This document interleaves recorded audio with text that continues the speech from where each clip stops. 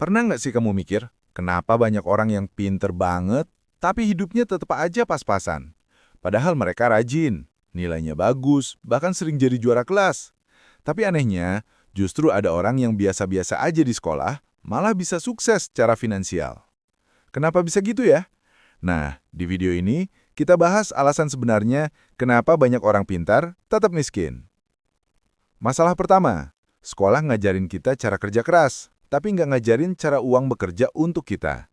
Kita diajarin buat dapat nilai bagus, biar bisa dapat kerja bagus. Tapi jarang banget ada pelajaran yang ngajarin gimana cara ngatur duit, investasi, atau bikin bisnis. Akhirnya, banyak orang pintar cuma fokus jadi karyawan ideal, bukan pencipta peluang. Mereka tahu rumus fisika, tapi nggak tahu rumus kebebasan finansial. Masalah yang kedua, orang pintar itu sering mikir terlalu rasional dan perfeksionis. Sebelum mulai bisnis, mereka mikir, nanti kalau gagal gimana? Modalnya dari mana? Pasti susah deh. Akhirnya, nggak jalan-jalan juga. Sedangkan orang yang biasa aja, tapi berani ambil resiko, justru mereka yang dapat peluang. Jadi, kadang yang bikin miskin bukan karena kurang pintar, tapi terlalu takut salah. Padahal di dunia nyata, yang cepat belajar dari kegagalan, itu yang menang. Masalah yang ketiga, banyak orang pintar sibuk kerja untuk gaji, tapi lupa bangun aset. Mereka mikir, yang penting kerja dulu, nanti kaya juga. Padahal gaji itu ada batasnya. Yang bikin orang kaya adalah aset, sesuatu yang tetap kasih kamu penghasilan walau kamu tidur.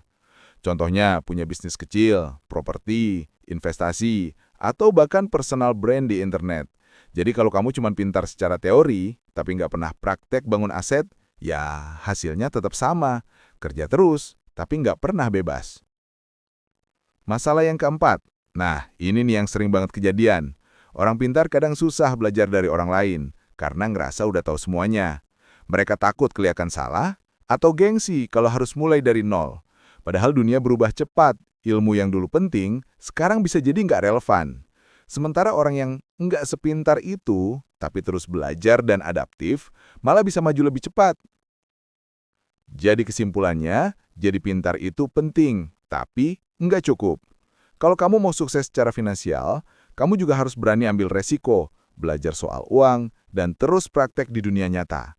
Karena di dunia kerja dan bisnis, bukan siapa yang paling pintar yang menang, tapi siapa yang paling mau belajar dan beradaptasi.